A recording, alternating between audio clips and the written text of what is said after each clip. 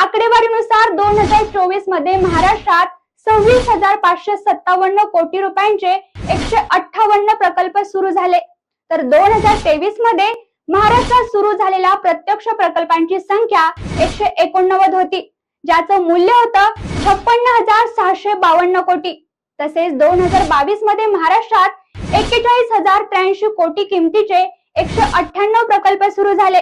इतके प्रकल्प येऊनही कोणी जर म्हणत असेल की राज्यात उद्योगधंदे नाहीत, तर तो निव्वळ कपाळकरंटेपणा म्हणावा.